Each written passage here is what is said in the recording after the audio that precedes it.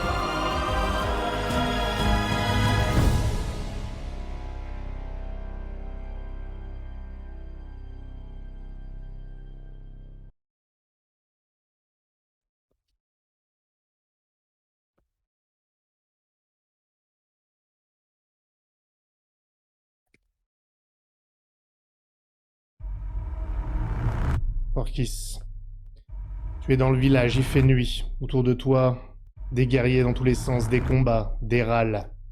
Les flammes, le feu a pris. Et alors que tu te trouves là, au milieu de cette mêlée, tu vois un Belgae face à toi, le regard plein de rage.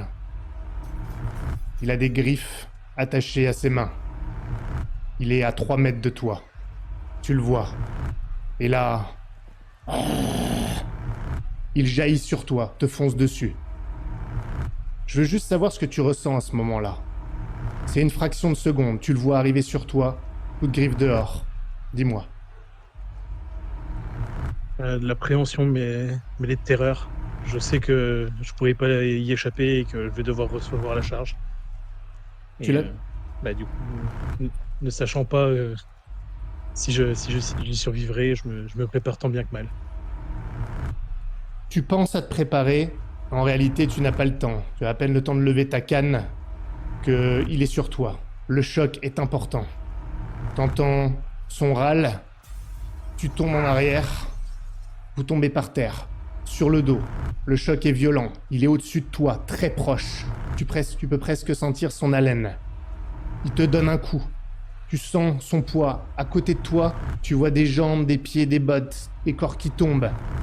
Tu sens l'odeur du brûlé également. Il est au-dessus de toi. Il te frappe. Il essaie de t'étrangler. Qu'est-ce que tu te dis à cet instant ? Je ne veux pas mourir. J'ai pas fait tout ce chemin pour revenir dans mon village natal et y mourir. Tu t'accroches à cette pensée. C'est ce qui te fait résister. Tu tends tes muscles, mais il est trop fort, plus fort que toi.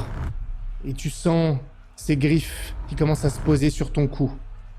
Une botte près de toi. Elle jaillit. Elle doit frapper le Belgaé dans les côtes. Il roule à côté de toi. Maintenant, il n'est plus sur toi. Tu te sens plus léger. Tu peux respirer à nouveau. Et alors que tu prends cette respiration, tu sens une brûlure sur ton thorax. Il a tendu le bras et il t'a griffé. Il s'est accroché à toi pour essayer de revenir au-dessus de toi. Tu sens la douleur. Qu'est-ce que tu te dis à ce moment-là ? Je me souviens du poison et de ce que ça fait au chien et ce que ça a pu faire à Eleanor. Et je prie pour que la blessure ne soit que superficielle. Il est maintenant sur le côté. Vous êtes face à face. Tu le vois presque à l'envers. Il t'attrape. Tu sais que la fin est proche pour toi. T'auras qu'une fraction de seconde pour réagir. Tu le regardes droit dans les yeux. Tu vois de la haine, l'envie de te tuer. Qu'est-ce que tu fais ? Comprends que là, c'est lui ou moi, et plutôt que de résister et d'essayer de m'éloigner de lui, je l'attrape pour le ramener sur moi. J'attrape ma dague et je le plante dans le flanc Et à plusieurs reprises. Et tu le transperces. Tu vois son regard, sa surprise, la douleur, le hoquet de stupeur. Et tu lui plantes à plusieurs reprises.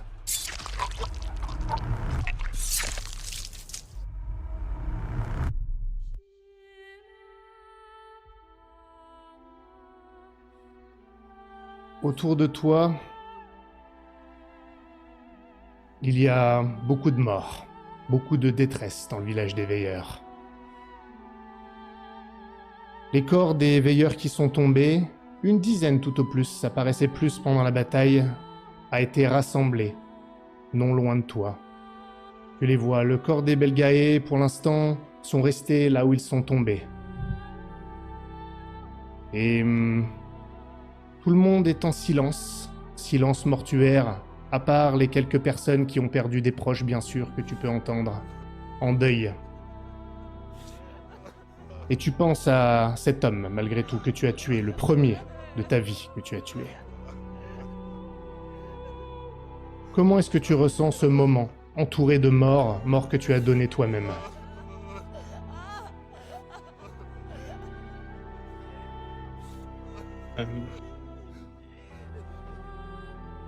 Euh, je suis un peu apathique en fait. J'ai le regard rivé sur mes mains, sur mes vêtements qui sont tachés de sang.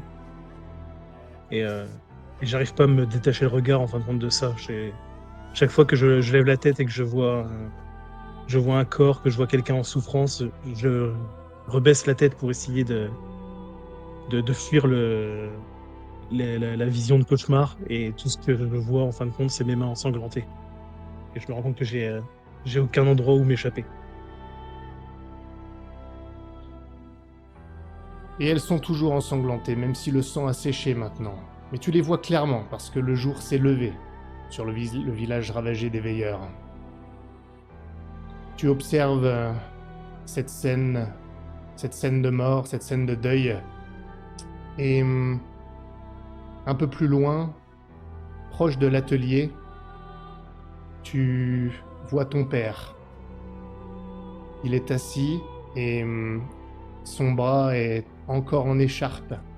Tu l'as vu tout à l'heure, il a été soigné par Gwendoline. Il s'était pris une flèche, tu l'avais vu, la flèche dans le bras, qui a été extraite. Et il est à côté de Béatrice, assise à côté de lui. Garland, ton bras n'est qu'une douleur, une tension perpétuelle. Effectivement, la flèche a été extraite de ta chair. Ce fut très douloureux. Pour autant, tu n'as plus d'hémorragie maintenant. Mais Gwendoline t'a annoncé la nouvelle. Elle t'avait prévenu, les dommages sont considérables. La chair a été déchirée, l'os partiellement brisé. Il est douteux que tu recouvres complètement l'usage de ton bras.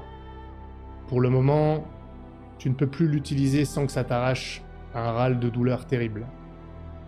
Et si tu devais forcer encore, ou si tu n'en prenais vraiment pas soin, il se pourrait même que, tant qu'il n'a pas récupéré, que la gangrène s'imprègne. Pour l'instant, tu as reçu des traitements, des herbes, mais tu ne dois pas compter sur le fait de recouvrer la mobilité de ce bras. Des dommages permanents ont probablement été faits.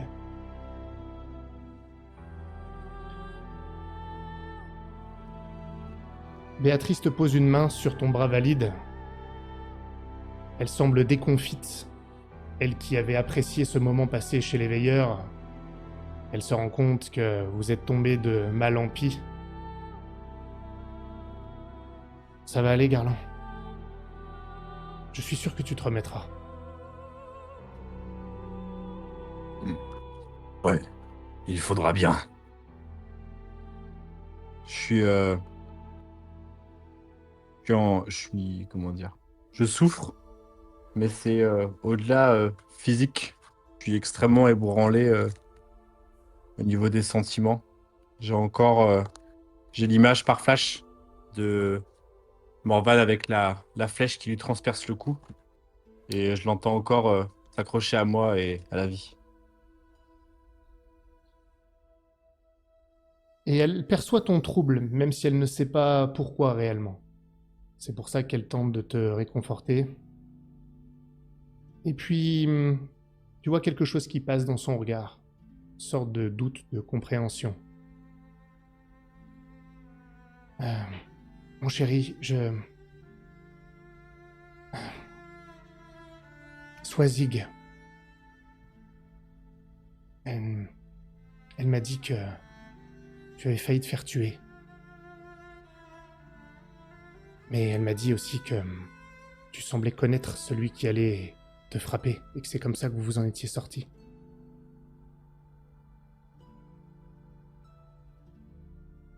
Oui. Oui, je le connaissais.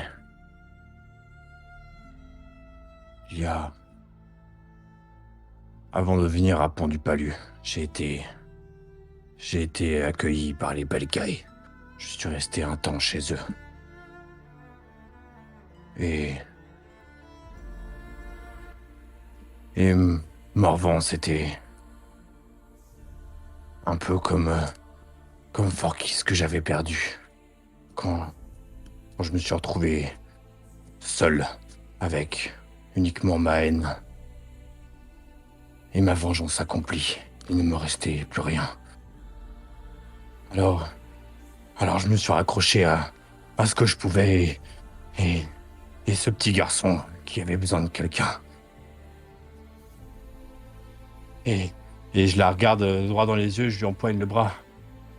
Et il est mort devant mes yeux. Il a cherché mon secours et rien pu faire. Et je n'ai rien pu faire. Et je me prends la tête entre mes mains et ça m'arrache un cri de douleur. Garland, je suis vraiment désolé. Elle te prend dans ses bras pendant que tu es un peu recroquevillé sur toi-même. Elle, tu sais, elle passe un bras protecteur autour de ton dos en essayant de pas te faire mal à ton bras. Je pense qu'elle pose sa main sur ta taille. Je suis vraiment désolé. Pourquoi tu ne m'en avais pas parlé? Pourquoi tu ne m'as jamais parlé de cette partie de ta vie? Comment on en est arrivé là, Garland? Comment on en est arrivé là?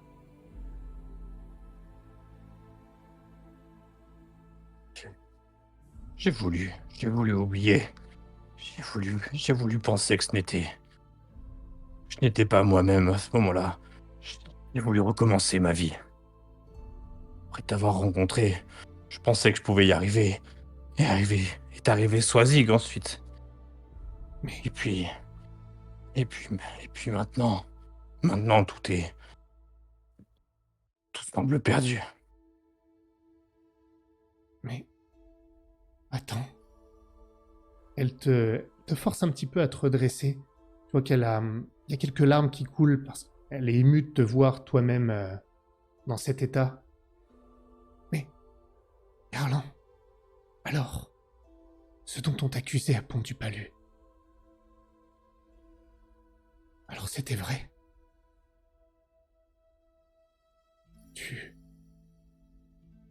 Tu donnais des informations aux Belgae, t'étais encore en contact avec eux.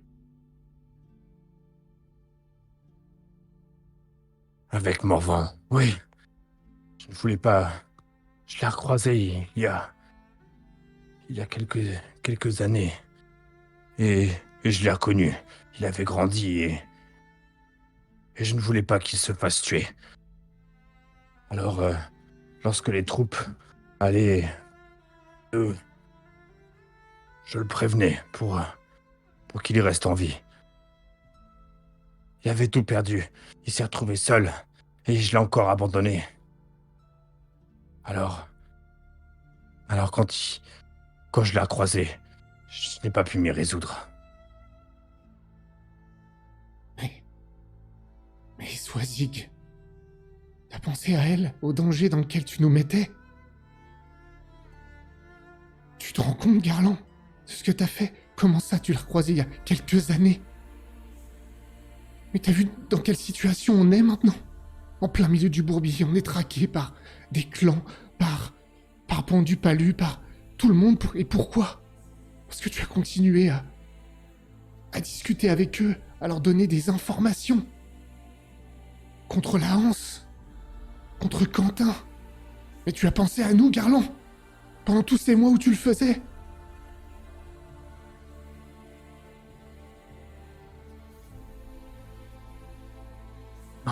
Oui, bien sûr que j'ai pensé à vous. Et je ne pensais pas à mal non plus.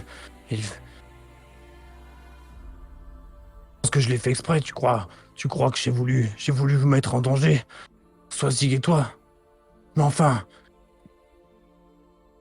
Mais enfin, regarde. Regarde. On s'est retrouvés à faire de l'apnée, dans le noir, poursuivis par un crocodile. Traqués par ceux qu'on a côtoyés pendant toutes ces années parce qu'on y vivait. Et pourquoi? Parce que tu as trahi pour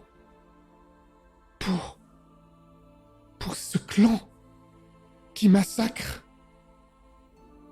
Et lorsque tu y étais, qu'est-ce que tu as fait lorsque tu étais dans ce clan avec eux?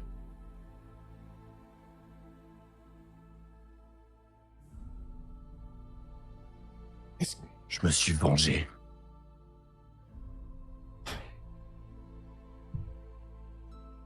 Ils m'ont tout pris.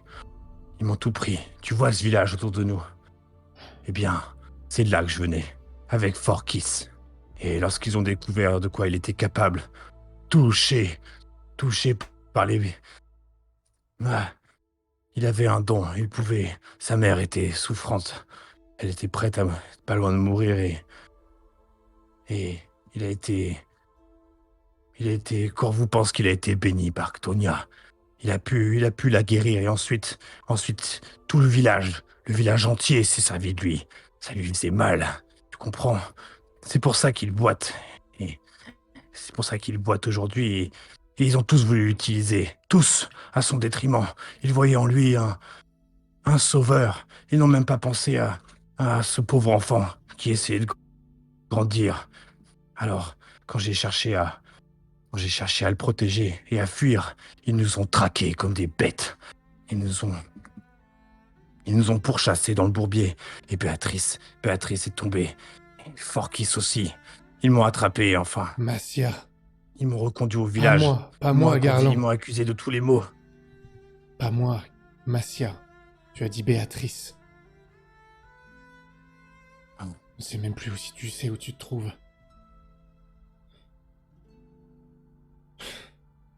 Elle regarde partout autour de vous. Et tu vois que Béatrice, c'est une femme forte, hein, vraiment. Mais là, tu la vois, une forme de détresse mêlée de colère et elle voit tous ces morts. Swazig, oui, Swazig. Il faut que je la trouve. Je vais voir où elle est. Je vais voir notre fille, je vais la trouver. Je dois respirer.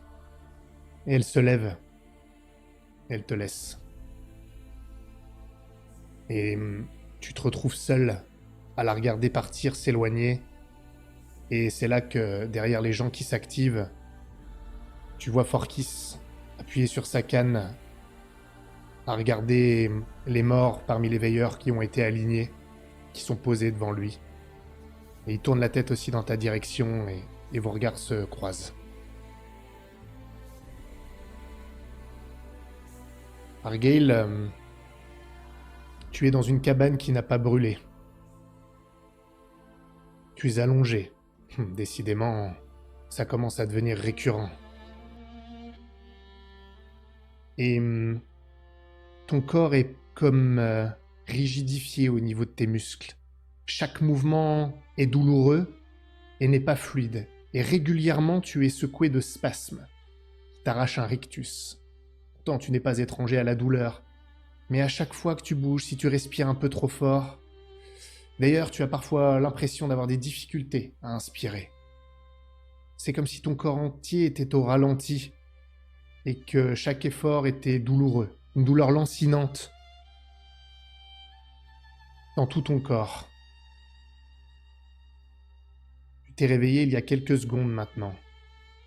Au-delà de ça, tu ne te sens pas si mal, au-delà de cette douleur et de cet inconfort. Tu te sens en tout cas moins sur le point de partir comme c'était le cas en haut de la tour. Et tu entends une voix à côté de toi. Alors tu vas mourir ? Et c'est une voix d'enfant, c'est Swazig qui est assise sur une chaise juste à côté de toi, juste à côté du lit. Non, pas encore. Ah. Apparemment, il n'était pas sûr, mais... Moi, ça me surprend pas. Et un héros, les héros, ça meurt pas. Mais...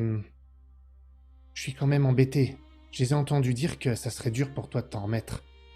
Comment tu vas faire pour m'apprendre à me battre si tu peux pas bouger ? Bah si, regarde. Et j'essaie de me relever. Tu y arrives, ça te demande un effort. T'es pas bien vif, mais tu y arrives. Ah ouais. Ben, tu m'as promis, alors... Il y a intérêt que tu le fasses. Parce que, tu vois... Tu vois qu'elle a... C'est assez étrange comme réaction pour une enfant. Il y a eu plein de morts. Et tu ressens pas vraiment la détresse. Tu sais pas si elle se rend compte réellement. La nuit, là. Ben... J'avais une arme. Mon papa se faisait attaquer. Et je comprends pas pourquoi. J'étais derrière le guerrier, enfin bon, le méchant. Le Belgae. Oui, lui. C'est ça, c'était lui, le Belgae. Et... j'ai pas réussi à le taper. Pourtant, il était juste devant. Mais... C'est comme si j'arrivais pas à bouger mon bras, un peu comme toi là maintenant. Est-ce que tu comprends pourquoi? Oui. C'est pas forcément facile de tuer pour la première fois.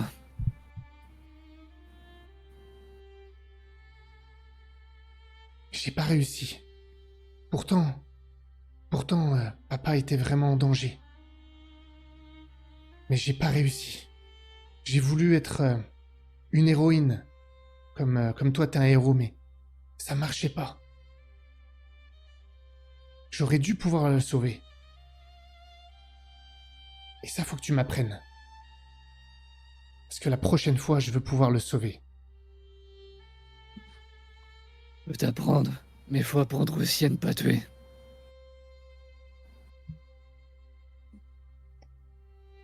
Ben, de toute façon, j'ai pas tué, donc ça c'est facile pour moi.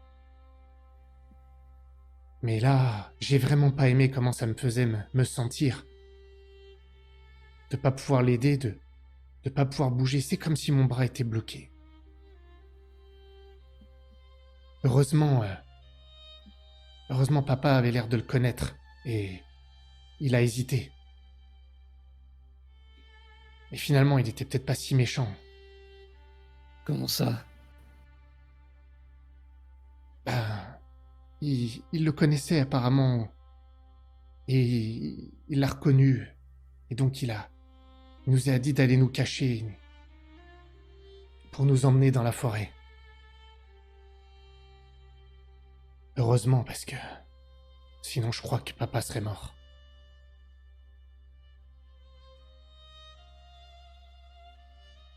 Je vais être honnête avec toi. C'est moi qui ai tiré la flèche. Ah. C'est toi qui l'as tué? Je le voyais vous emmener, j'avais peur qu'il vous enlève. Mais il est mort? Vraiment? Oui, Mais si papa le connaissait, il doit être triste. J'étais pas sûr, il bougeait plus, ça. Il s'est arrêté de bouger. J'ai pas compris pourquoi. J'ai même pas vu de flèche. Mais je lui mets doucement la main sur l'épaule. Je lui prends la main. On va voir ton père. là, tout de suite? Attends, Swazig. Tu devrais plutôt aller voir ta mère, elle te cherche. C'est Audreyne qui a fait éruption dans la cabane. Je l'ai vu là, à 10 mètres. Vas-y vite. Mais il voulait... Vas-y vite. Elle t'attend, et tu vas te faire gronder, à mon avis. Je lui fais un petit signe de tête. Elle te fait un petit signe de la main, et elle y va. Et dans son visage, avant qu'elle parte, tu te rends compte que c'est pas de l'indifférence. Elle a du mal vraiment à appréhender tout ce qui s'est passé. Il y a beaucoup de confusion. Et tu le vois sur son visage au moment de partir. Et même si elle ne sait pas l'exprimer, ça doit la troubler énormément. Elle part. Eh ben, je vais finir par avoir une place attitrée à ton chevet. T'es à la fois increvable et le plus fragile des mecs que je connaisse. C'est ma croix. Bon, écoute. T'as donné un remède. Ça a marché comme tu le vois, donc t'es parmi nous. Mais le poison peut rester un long moment dans l'organisme. Alors tu risques de te sentir mal assez régulièrement. Peut-être que tes mouvements sont pas aussi souples que d'habitude, non que tu sois particulièrement connu pour ta souplesse, Argel, mais disons que tu vas sentir une certaine rigidité avant que tu dises quoi que ce soit, pas celle que tu aimerais. Ah merde, pas comme quand je te vois. Faut vraiment que je me réhabitue. En tout cas, ça peut durer un certain temps. Je pense que ça finira par partir. Un gaillard comme toi, tu devrais pas avoir de séquelles, en tout cas on peut compter dessus. On t'a administré le remède assez rapidement. Mais ça peut être compliqué, voire douloureux. Je préfère te prévenir. Et lorsqu'il te dit ça, que tu constates que tu vas être plus faible, tu le sens physiquement, mais là, c'est une confirmation. Il y a une pensée qui passe dans ton esprit, un peu insidieuse, envahissante. Tu revois la fiole de rêve bleu que tu as pris. Ton premier instinct, c'est d'en reprendre. Parce que tu te dis que ça réglerait ce problème assez rapidement. C'est ce que tu te dis. Et la sensation que tu as eue est un peu l'antithèse de celle que tu as maintenant. Je te forcerai à rien, mais en tout cas, tu as la conviction, d'ailleurs probablement fondée, que ça pourrait t'aider. Et en plus, t'en as envie. Je sais que ça va m'aider, mais je sais aussi que le contre-coup, la dernière fois, m'avait rendu totalement inutile. Alors le contre-coup, c'était pas tant le contre-coup du rêve bleu que le fait qu'il faisait plus effet et que t'étais très blessé. Ouais. Voilà. Et maintenant, je te le dis autrement aussi, de manière plus HRP, tous les tests physiques que tu vas faire à partir de maintenant pendant une durée indéterminée auront un dé de moins, ou un désavantage selon le cas. Ok, compliqué. En tout cas, sans rêve bleu.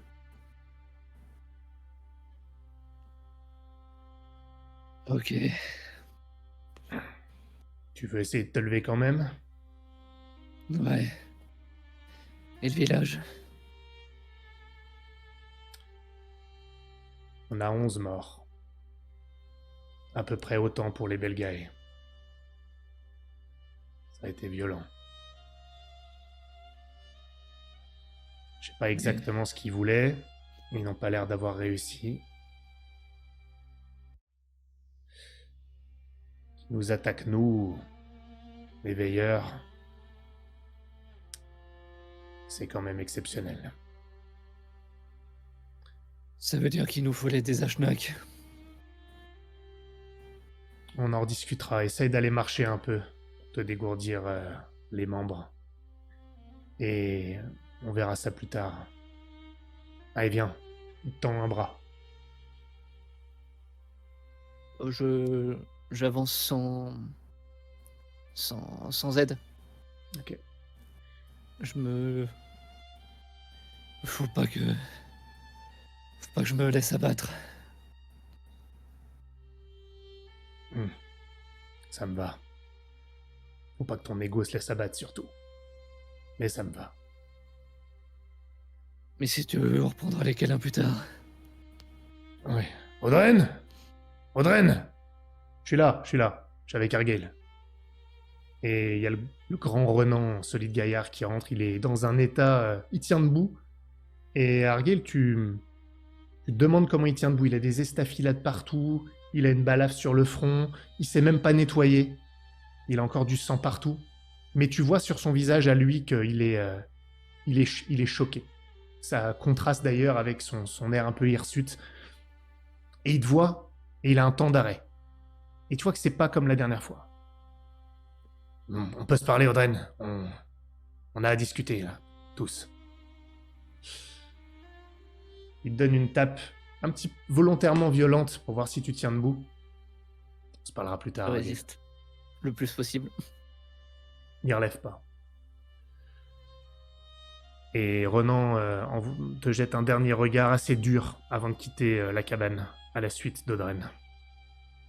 Tu pourras vaquer comme tu le souhaites par la suite. Eleanor, toi tu es blessé au niveau du trapèze gauche. La morsure du jaguar a été profonde. Et c'est pareil, tu es vraiment endolori à ce niveau-là. C'est même plus que ça, c'est une brûlure lancinante, mais très précise, très localisée. Tu as du mal à bouger ton bras à cause de la douleur principalement. C'est pas vraiment mécanique. Et à chaque fois que tu le bouges, tu as une douleur dans la nuque jusqu'au haut du crâne. Tu es assise près d'Elias, qui lui aussi est blessé, mais pas gravement.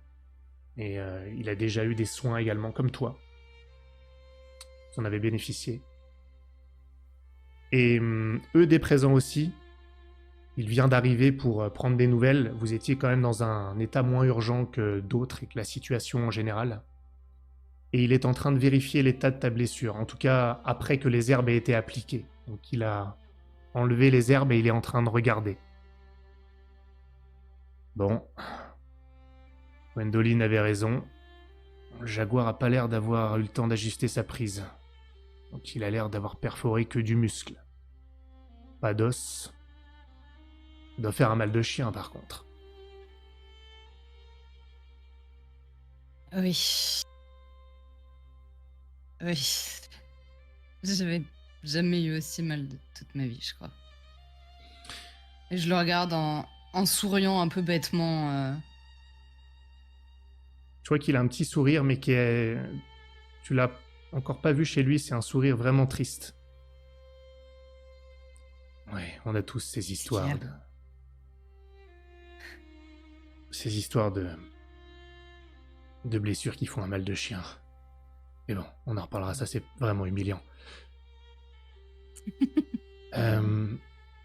Bon, en tout cas, ne compte pas sur le fait de gambader comme une jeunette pendant un moment.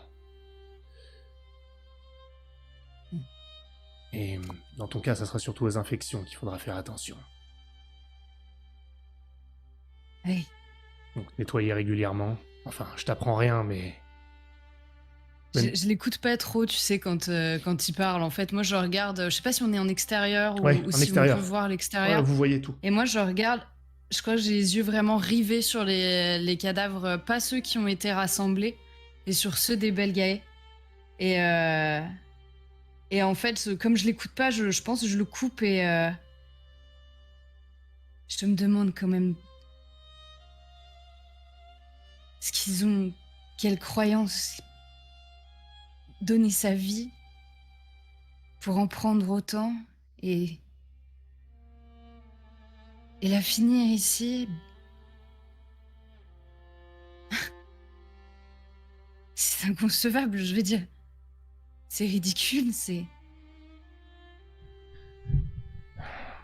C'est ça le bourbier, Eleanor. Non, ce n'est pas que le bourbier, c'est Carnandras, c'est... La révolte était terrible aussi, Toutes ces croyances perpétuellement nous amènent à nous entretuer, ridicule, c'est absurde. Et ils vont se haïr maintenant et le cycle de la haine va continuer et ils vont... Je suis pas sûr que ce soit qu'une histoire de croyance. Enfin, tout ça est entremêlé, surtout dans le bourbier. Mais pas que ça. On en a déjà parlé, mais... L'histoire de conquête, qui est plus à même de résister face à ce que certains voient comme un envahisseur. Les croyances, Mais ça justement, s'entremêle. s'ils veulent résister à l'envahisseur, s'ils veulent résister au continent, ils doivent s'unir. Les Belgae, les Ashnak, les Loméras, tous devraient s'unir. Une force unie sous une seule et même bannière répond mieux à une autre force désunie, telle que Carnandras, ou... Il suffirait même d'appuyer les choses qui font que Carnandras et que les Pharésiens et les Dalmériens, les mettre en concurrence et jouer de politique pour les détruire. Ce serait beaucoup plus sensé. Il te Ça n'a regarde, aucun sens. il dit rien, il te regarde avec attention. Il a un petit sourire qui est pas du tout un sourire moqueur, même s'il a l'air amusé quand même, mais c'est pas de la moquerie. Et puis finalement, il opine du chef. Ouais. A raison. Ce serait beaucoup plus logique. J'ai rien à répondre à ça. Simplement, je constate que ça se passe jamais vraiment comme ça. Ça prend un certain type de personne, un certain type de circonstances. Et une fois de temps en temps, ça peut marcher.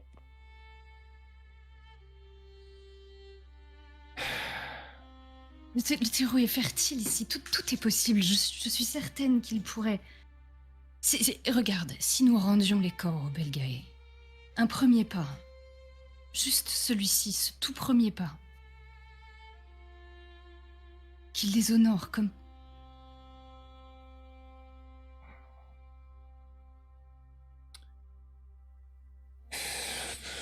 Peut-être. Nous ne pouvons pas les laisser pourrir ici de toute façon. Et je pense qu'elle se lève à ce moment-là. Ah, attention Elle quand doit même. tanguer un peu. Il se lève, il te soutient pas de manière ostentatoire, tu vois, il a compris que t'avais ta fierté, juste simplement il te tient d'une main au niveau du bras juste pour être sûr que t'es stable. Souviens-toi, gambade pas comme une jeunette. Bon, en tout cas, tu te remettras.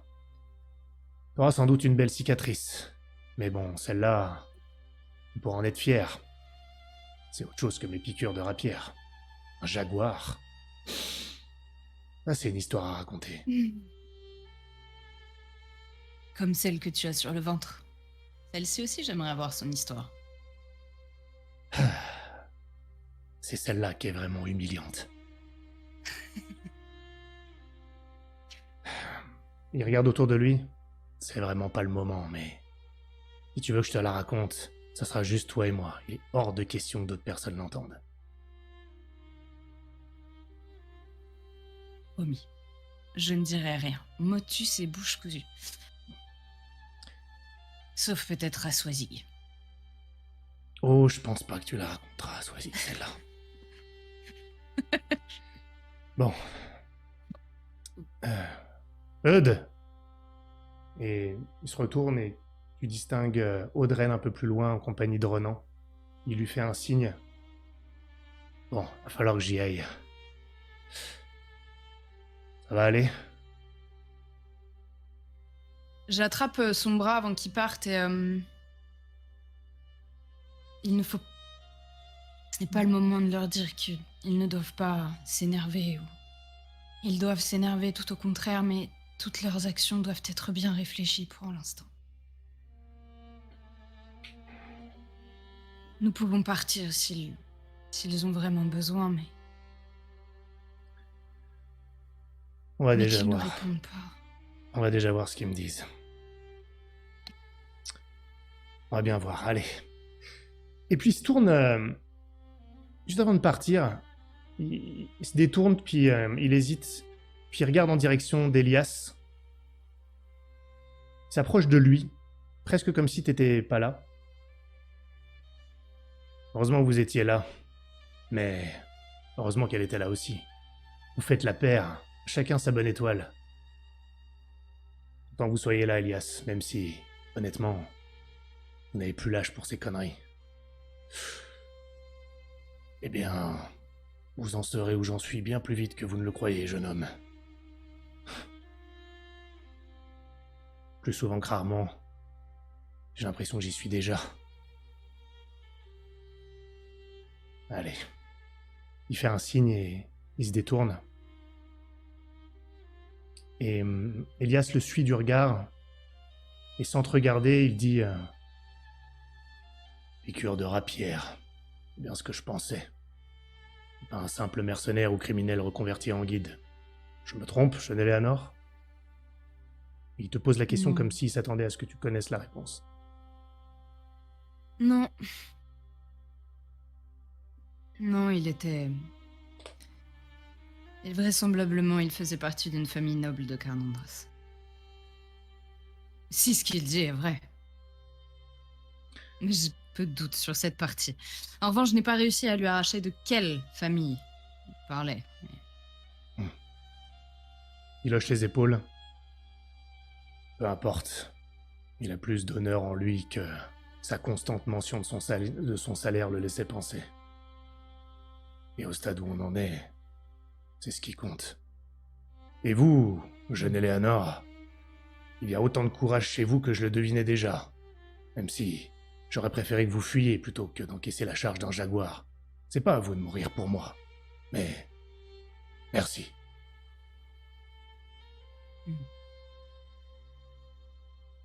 Et qu'aurais-je dû faire, très exactement? Laisser le jaguar te dévorer?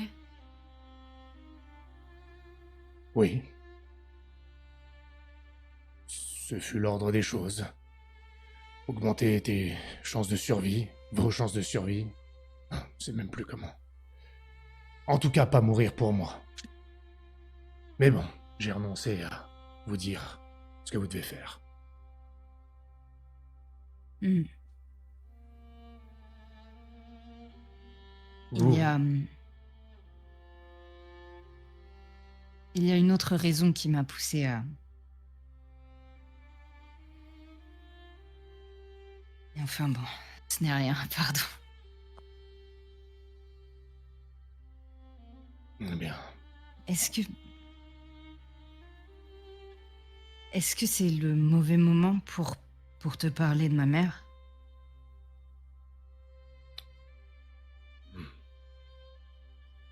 considérant l'endroit où nous sommes, je ne sais pas s'il y aura vraiment un bon moment.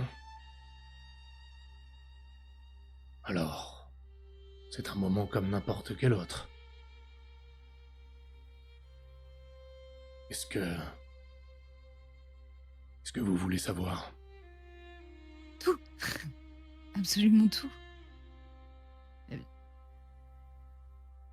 Et puis Marie aussi, je veux savoir. Pourquoi pensait-elle que je la détestais? Enfin, que tout le monde pensait que j'allais croire. Enfin, elle me détestait. Pour ça? Parce que je n'étais pas sa fille? Pourquoi est-elle partie alors? Et Marie était troublée. Et cette situation, du fait que vous ne soyez pas vraiment sa fille, a ajouté à un trouble qu'elle avait déjà.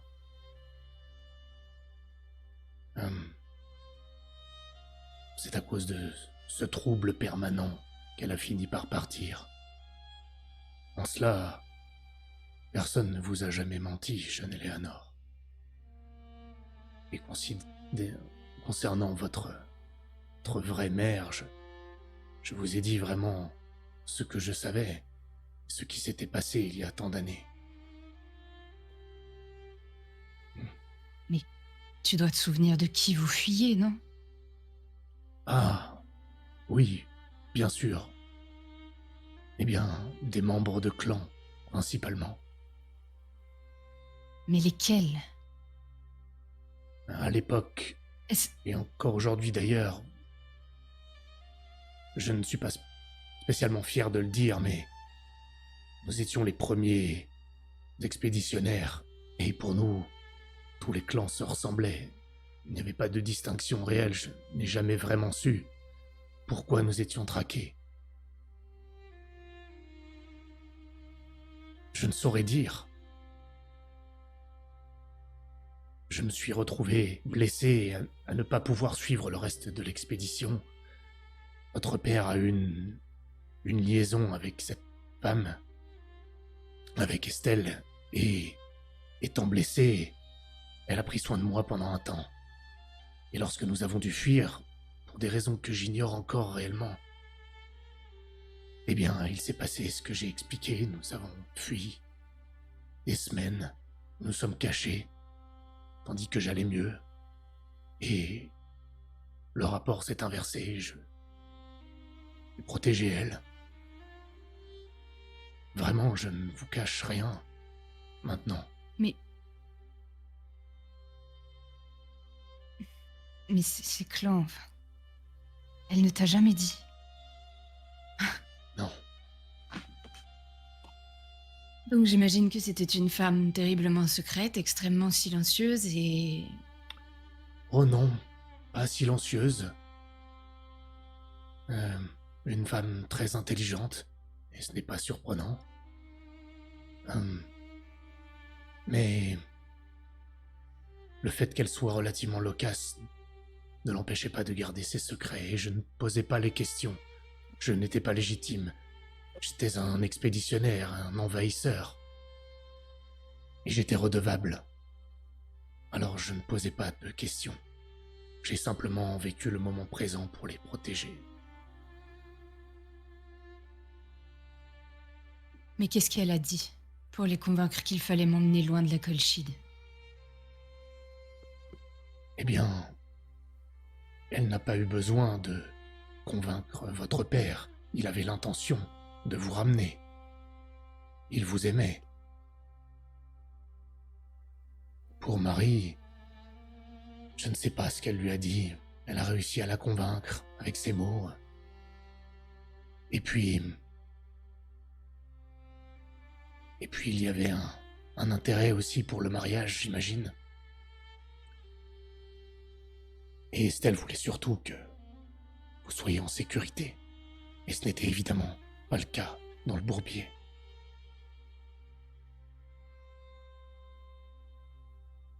Tu crois que cette menace est passée? Je ne Ou sais est-ce que pas. celle qui planait au-dessus de ma mère est toujours là? Je n'en ai pas la moindre idée, mais je vois ce qui s'est passé jusque-là. Je ne sais pas si c'est lié de près ou de loin. Je n'ai pas mis les pieds ici depuis tant d'années, jeune Eleanor. Je suis un étranger également.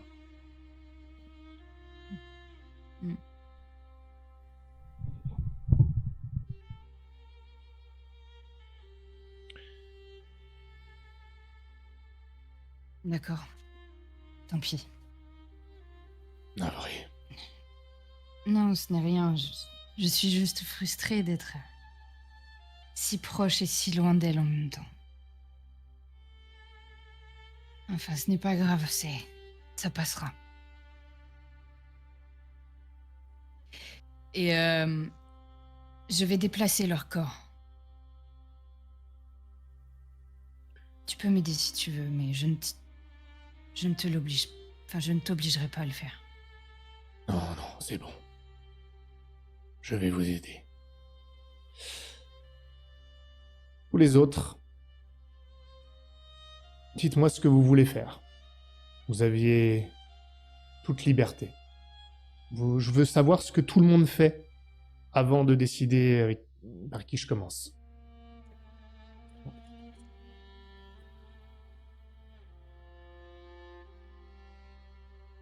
Moi, j'ai 2 personnes à aller voir. Déjà Béatrice, pour discuter un peu de Swazig.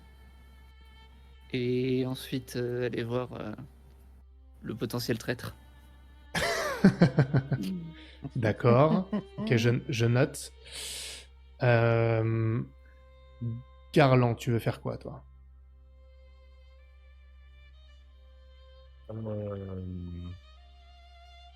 Moi, je pense que je devrais parler à Forkis et je voudrais parler à un peu tout le monde en même temps pour savoir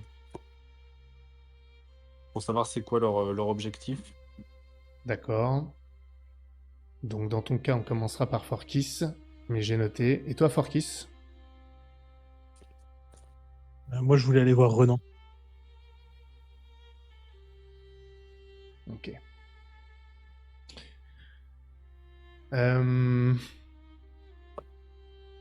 Eh bien, dans ce cas,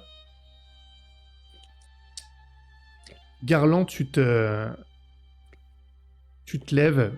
Je t'avais dit que ton regard avait croisé celui de Forkis près des corps des veilleurs, et tu peux aller le rejoindre si tu veux, pour lui parler. Ok. Tu vois qu'il s'apprête à partir. Alors il est un peu lent avec sa canne. Tu peux le retenir. Je te retiens par le bras. Forkis. Quoi? Oui. Tu vas bien? Hein? Ah, oui. C'est pas mon sang. Je suis soulagé. J'ai encore eu peur de te perdre une dernière fois.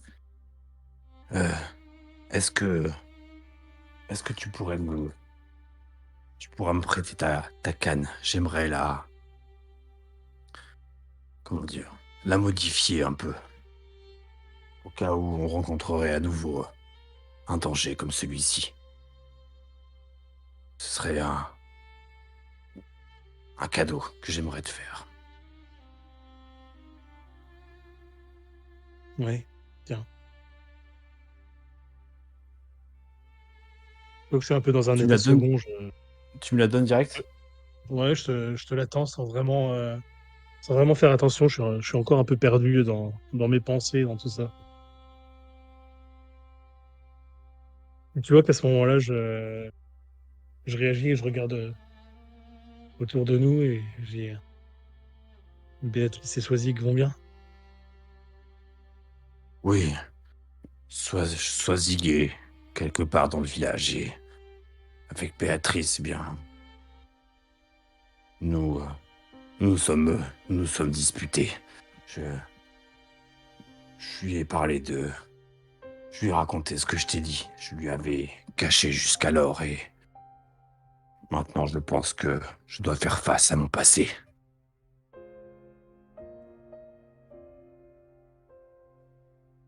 Ouais. Je comprends qu'elle l'ait mal pris. Mmh. Tu lui as Elle, parlé des sacrifices. elle l'a compris, je pense qu'elle l'a compris seule. Mais je lui ai raconté un peu pourquoi et ce qui nous était arrivé ici. Et en même temps, je balaye du regard autour de nous.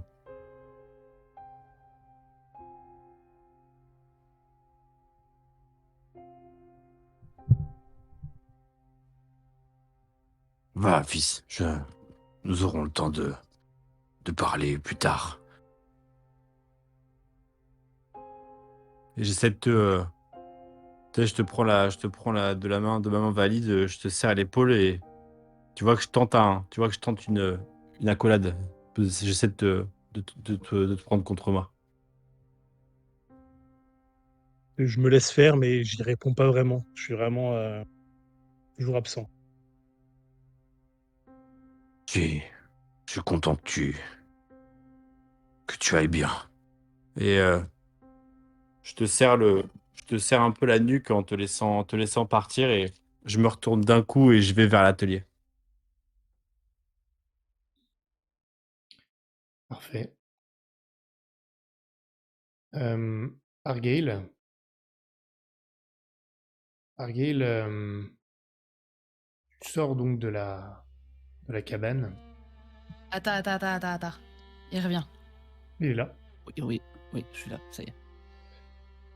Et tu vois tout de suite, pas loin, Béatrice qui est accroupie devant, enfin accroupie d'ailleurs, plus tant que ça, elle est légèrement penchée, parce que Soisy qui est pas non plus toute petite. Elle lui a posé les mains sur les épaules, elle est en train de lui parler, en lui souriant, et tu les vois, mère et fille, à ce moment-là. Tu vois Audren qui s'est éloigné, il a appelé en direction de Eudes. Que fais-tu? J'attends un peu pour laisser le moment mère-fille se mettre en place et après j'interviendrai en réglant un peu ma gorge. Elle te repère avant que tu parles, elle relève les yeux, avec tu vois une sorte de lueur de méfiance pendant un instant qui passe dans ses yeux. Euh, Elle sait que Swazik te parle pas mal. Et elle se redresse. Elle semble dans l'attente. Vous vous êtes remis? Plus ou moins. Il n'y a pas des enfants qui jouent quelque part ou... Qui joue, non. Pas Non, trop, là. mais pas forcément, mais tu sais, qui sont regroupés ou Oui. au moins celui qu'elle aime bien avec qui Le, elle s'est liée. le fils d'Audren et Gwendoline. Ouais. Ouais. Euh, du coup, j'appuie doucement sur son épaule. Tiens, regarde, il y a ton ami, tu veux pas aller jouer un petit peu avec lui? Mais je vais aller voir s'il va bien. Oh, Parce ça te que, fera du bien. parce que son tonton est mort.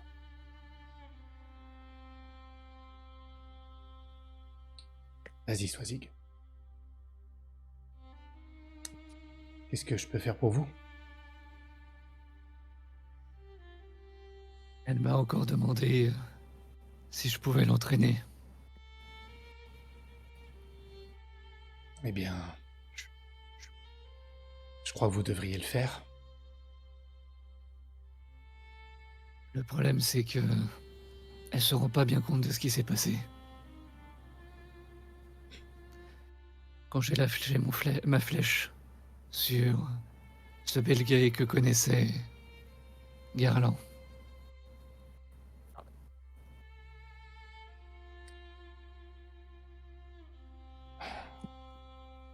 Alors c'est vous. C'est vous qui l'avez tué. à vrai dire, je pensais qu'il les emmenait pour les enlever. Non, Je non. pensais pas je ne qu'ils vous- étaient amis. Moi non plus. Je ne disais pas ça pour...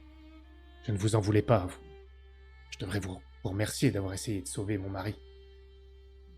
Donc non, ne vous inquiétez pas. J'ignorais juste son existence et l'affiliation de mon mari avec les Belgae. Si c'est ça que vous êtes venu me demander, j'en sais pas plus que vous. Non, c'était pas ça. C'était pour vous parler de Swazig. Eh bien quoi? Ce que je vous ai dit justement, qu'elle se rendait pas bien compte et qu'elle voulait que je l'entraîne. Mais... Est-ce que il faudrait pas qu'elle se rende compte, justement? Regardez où on est. Il faut qu'on parte d'ici. Pendant un instant, je me suis dit que... J'aimerais bien que nous restions ici, mais... C'était avant ça. Je ne sais même plus où nous sommes les bienvenus maintenant. Je ne sais plus où nous devons aller. Je ne sais plus où emmener ma fille. Vous comprenez, Ergail? Au cloiseau, C'est quoi ça, le cloiseau? là où on est employé. Enfin, là où est notre employeur. C'est une tenure? C'est une tenure. Et dans quoi ça va nous emmener encore?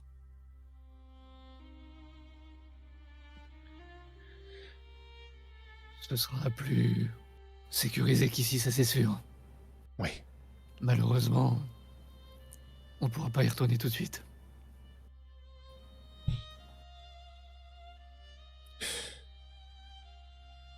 Je crois que...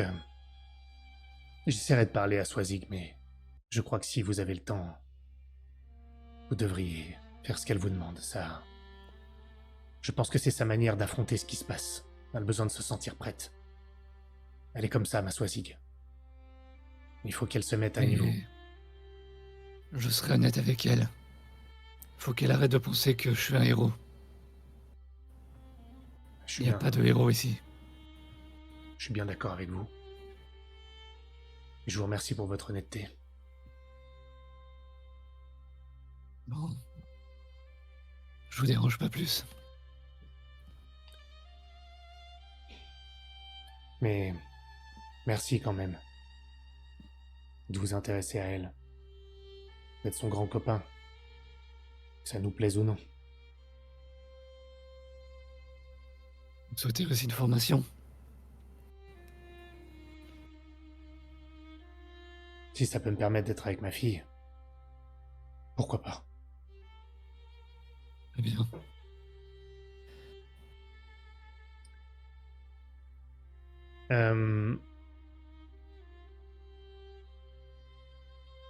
Eleanor, vous vous approchez de l'un des corps des Belgae, le premier, avec Elias. Et puis à un moment, il t'attrape l'avant-bras. Il s'arrête. Écoutez, jeune Eleanor,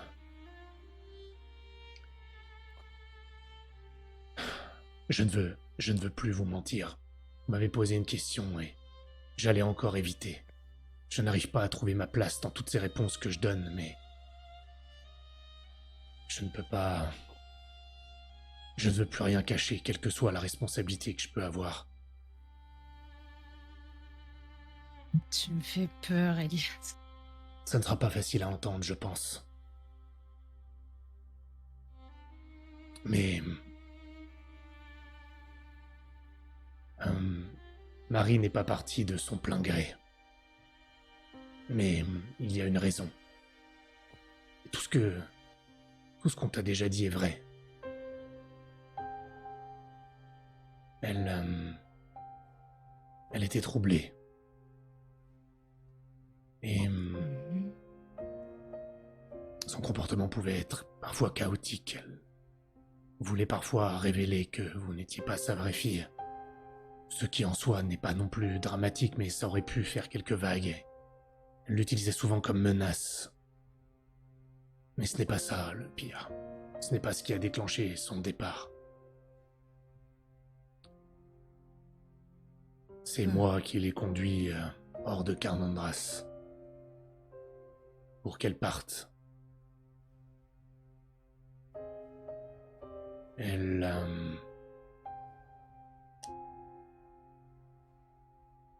a noyé votre frère.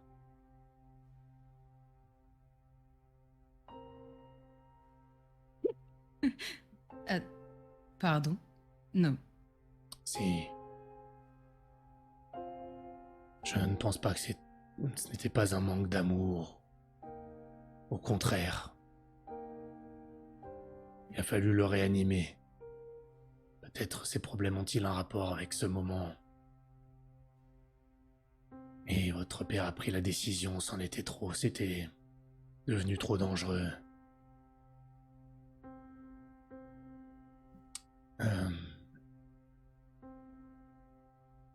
Voilà.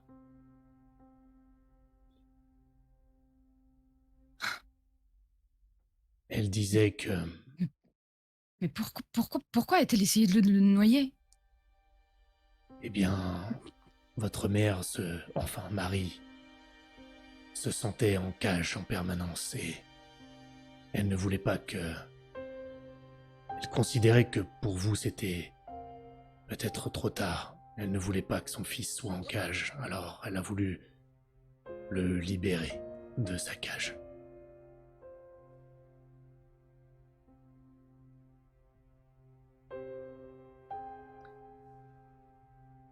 Elle ne pensait pas à mal, mais comme je l'ai dit, elle était troublée.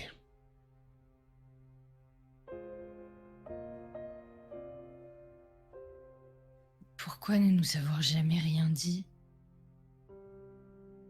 Nous sommes devenus adultes, Demian et moi, nous avons... Oui, mais... Votre père, et j'étais d'accord avec lui, ne voulait pas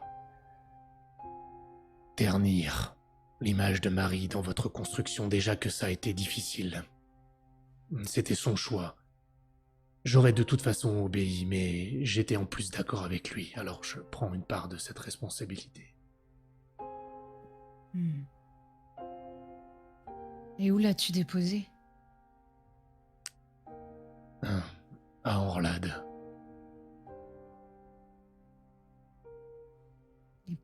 Vous ne l'avez plus jamais revu. Personne. Non.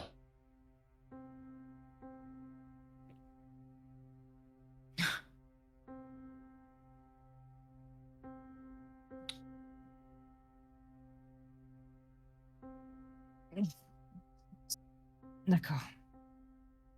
Il faudra le dire à Demian. Je ne sais pas. Non, ce n'était pas une question. Je suis lasse de toutes ces cachotteries. Il peut encaisser cela. Votre père la croit morte.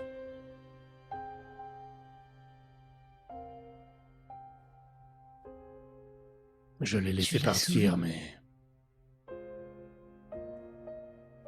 Ce n'est pas ce que j'étais censé faire.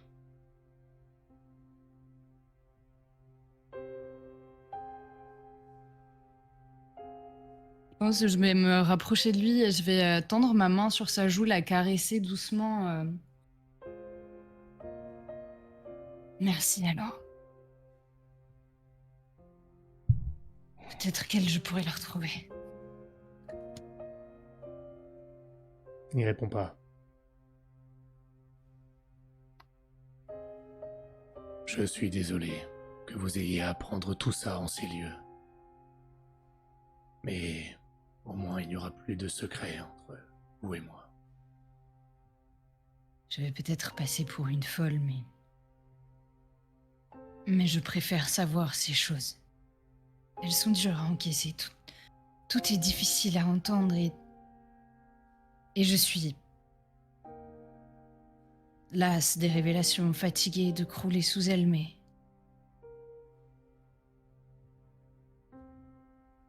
j'aime que tu puisses me faire confiance à ce point. Et j'aime...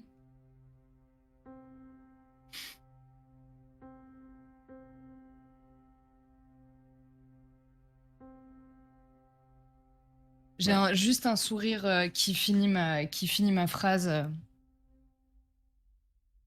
Et je passe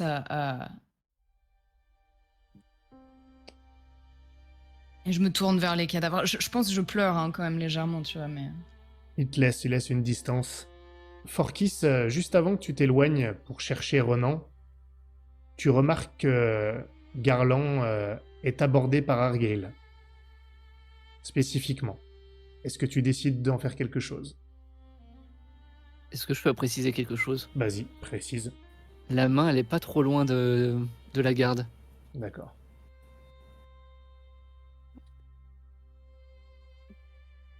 Ouais, je pense que du coup, si je vois l'attitude d'Argel, je vais me rapprocher. Tu te rapproches jusqu'à pouvoir entendre ce qui va se dire ou pas? Oui, mais je me cache même pas, oui. D'accord. J'arrive vers eux. Ah oui, d'accord. Argyle, tu remarques Forkis qui va dans ta direction et qui rejoint votre binôme, Petit Claudic. Claudic. Bien, comme ça toute la famille sera au courant. Alors Garland, il paraît que tu connaissais celui avec qui t'es parti, le bel guy.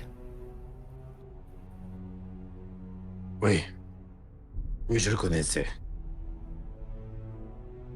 Et alors? Qu'est-ce que ça peut vous faire? Une sacrée Il est mort coïncidence. maintenant. Oui, je sais. C'est moi qui ai décoché la flèche. Tu vois que je me raidis d'un coup. Je te regarde droit dans les yeux. Et tu vois la haine et la rage qui, au fond. C'est vous qui l'avez tué. Et peut savoir que vous alliez partir avec lui en abandonnant tous les autres. Pour moi, il vous enlevait. Alors, Désolé d'avoir voulu vous sauver, vous et votre fille. Pendant que vous comptiez partir sans eux. c'est pas ce que vous croyez. Ce n'est pas du tout ce que vous croyez. Morvan n'était qu'un enfant lorsque je l'ai connu. Et dans le tumulte de la bataille, il m'a proposé de m'écarter du combat. J'ai fait ce que je pensais être juste pour sauver Swazig.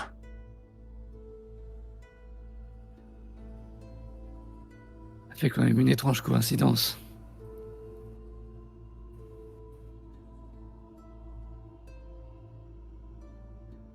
Croyez ce que vous voulez. Connaissiez d'où? Et tu vois que j'avance vers toi pour te bousculer avec d'un coup d'épaule, tu vois. Pas l'épaule gauche. Hein.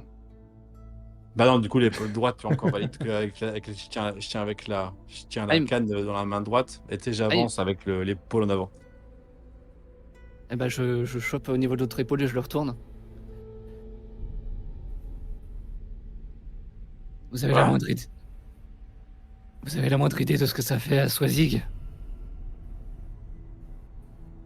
D'avoir vu des cadavres, des gens se faire tuer, un homme avoir le cou transpercé, se vidant de son sang, pleurant à l'aide, alors qu'il est en train de mourir. Oui, je peux imaginer. Et vous, l'imaginez-vous? Oui. Je l'ai vécu plein de fois. Mais j'étais plus vieux qu'elle. Il y en avait d'autres. Il y en avait d'autres qui criaient à l'aide. Il y avait Béatrice, qui était enfermée dans une pièce avec eux.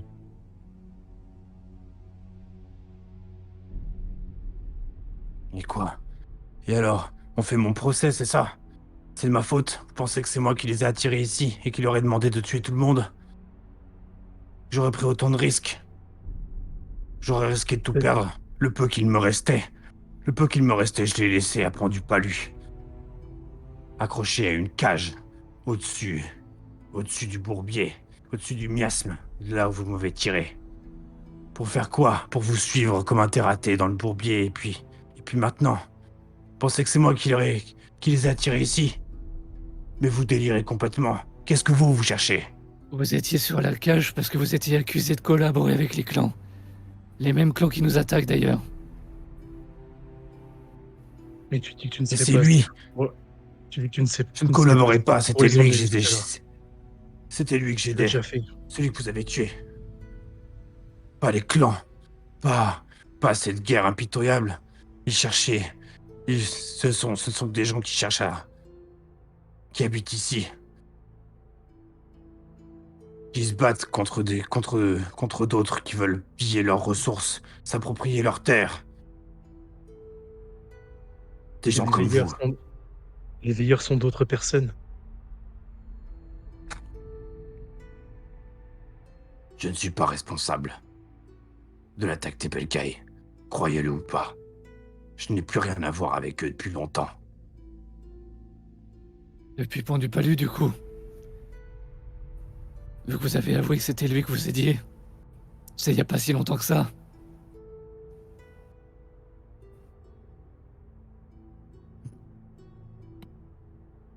Comment je pourrais croire? Comment je pouvais imaginer ce qu'ils allaient faire? Ce qu'allait faire Morvan de ce que je lui disais.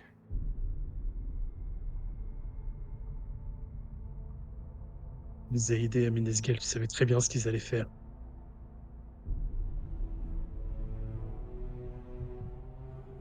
Fais pas comme si c'était la première fois, tu me l'as avoué toi-même.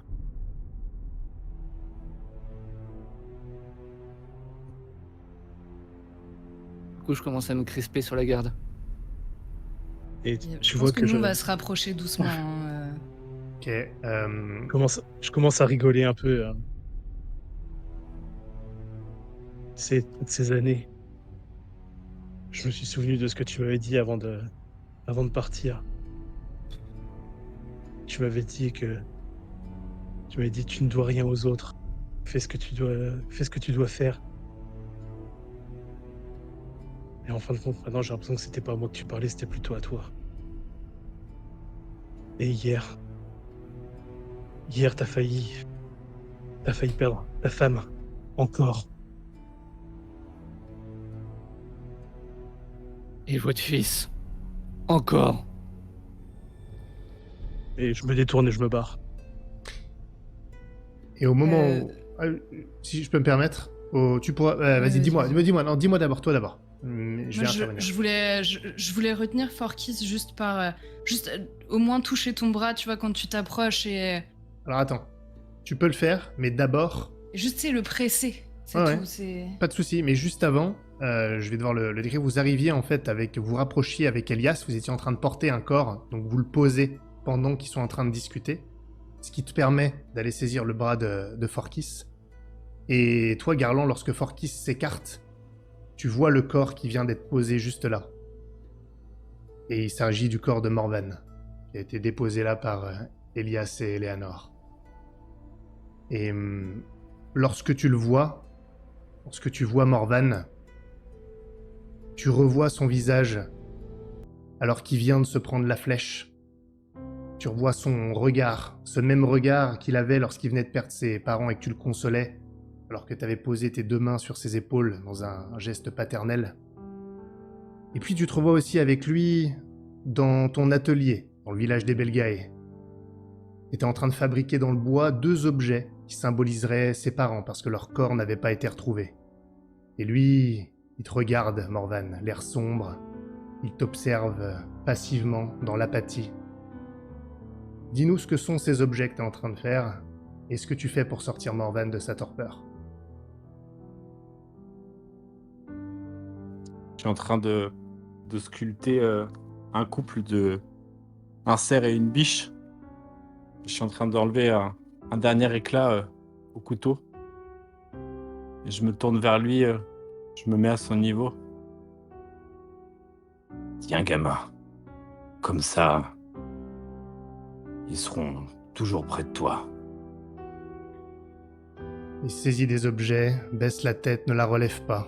Quelque temps plus tard, vous vous tenez tous les deux debout devant le monolithe de Ctonia et vous observez les 2 avatars de bois que tu as confectionnés et que tu as déposés là en offrande à la dévoreuse. Le but est que les parents de Morvan la nourrissent. C'est la coutume pour rendre la sorcière plus forte. C'est un honneur pour les membres du clan.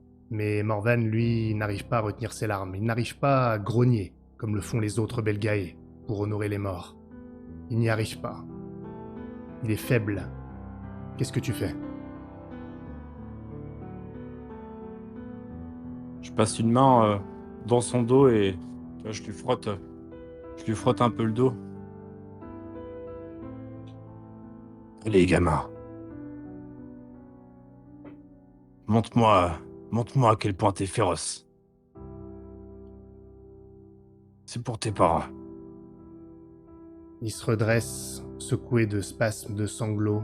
Il essaye de grogner de sa voix d'adolescent un petit peu. Il aura sauvé les apparences. En pleine nuit, t'es réveillé par des cris dans la pièce de ta maison que tu as dédiée à Morvan parce qu'il vit avec toi maintenant. Il hurle. Que fais-tu ? Je me lève, me réveille d'un coup, je me précipite dans sa chambre. Morvan, Papa, Morvan, maman, qu'est-ce qui se passe ? papa, maman. Il est entre sommeil et réveil troublé. Il se débat sur sa natte. Je me mets près de lui et je le colle une main sur son épaule, une autre sur le front. Morvan, réveille-toi, c'était qu'un mauvais rêve. Morvan, je suis là. Il se réveille terrorisé. Il te prend dans ses bras pour rechercher le réconfort. Vous marchez dans la forêt. Vous êtes à l'affût d'un cerf que vous traquez. Oh, tu n'es pas un chasseur comme Armis, mais tu te souviens un peu des enseignements de ton ami. Vous repérez le cerf. Morvan bande son arc, mais toi, tu sais que c'est trop tôt, c'est prématuré. Que fais-tu ? Attends.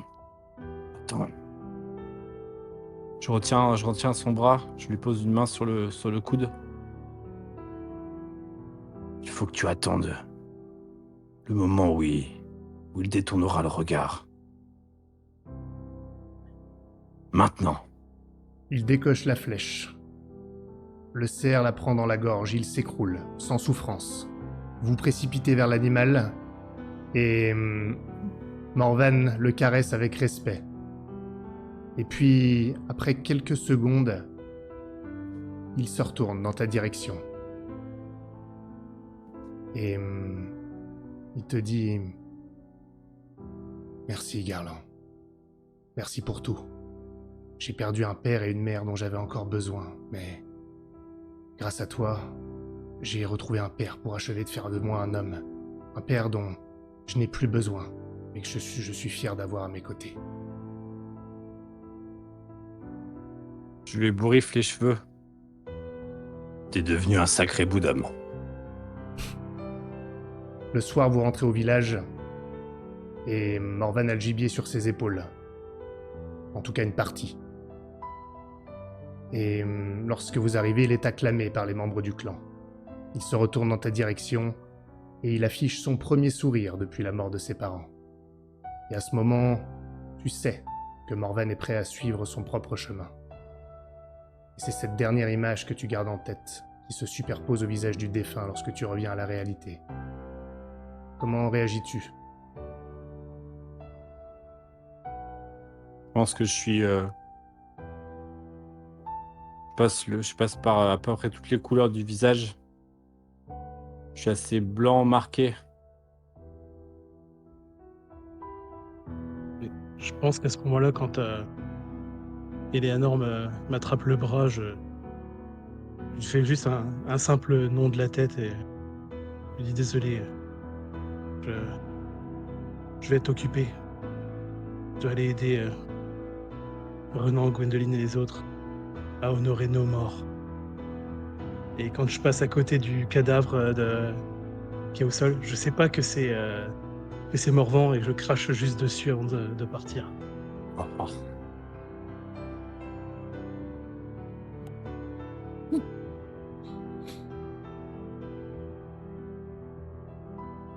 Comment est-ce que tu réagis, Garland?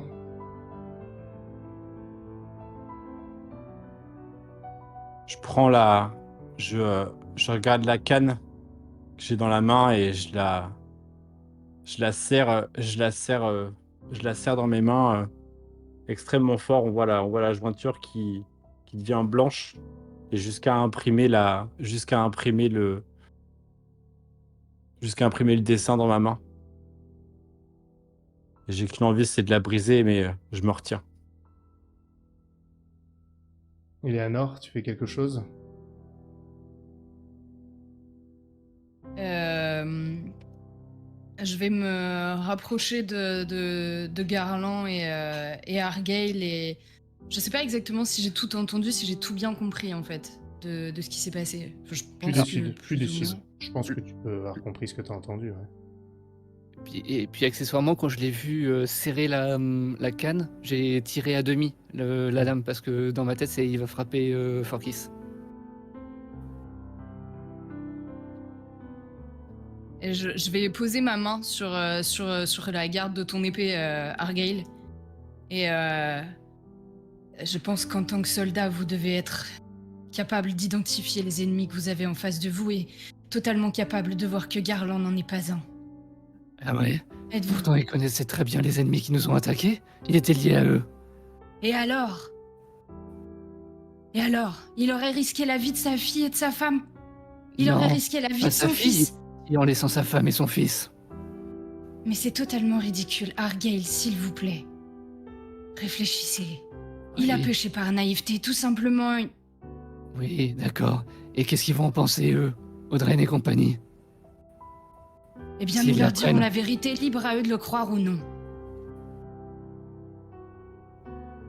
Mais nous ne pouvons pas leur mentir non plus.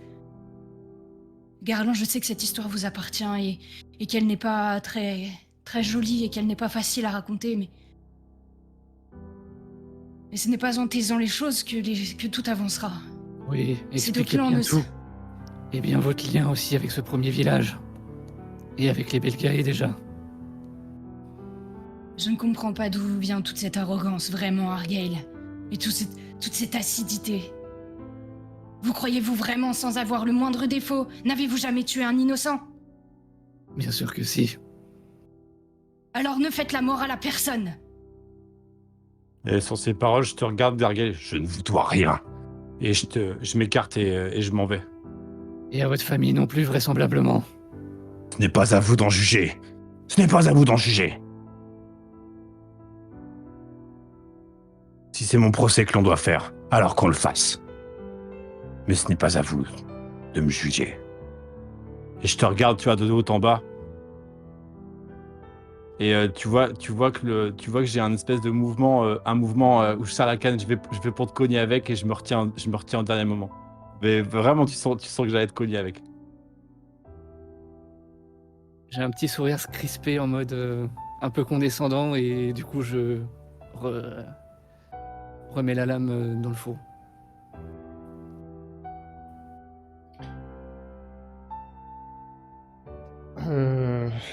Forkis. Renan va nous trucider s'il apprend ça. Je vous laisse finir. Il l'apprendra tôt ou tard. Dites-moi, On n'échappe pas à son passé.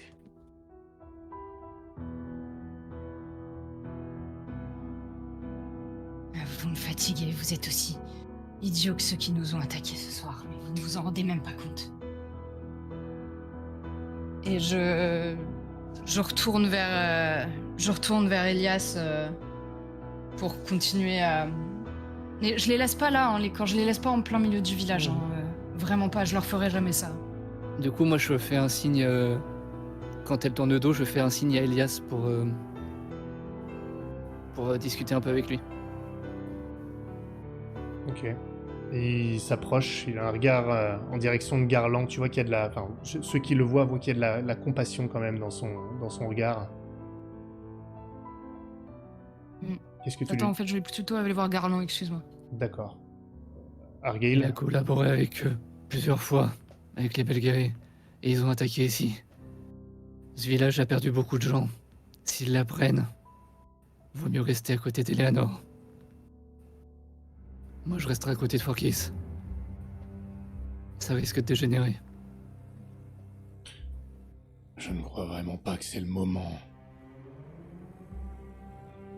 Mais vous avez sans doute raison. J'ai déjà vu les choses éclater au pire moment.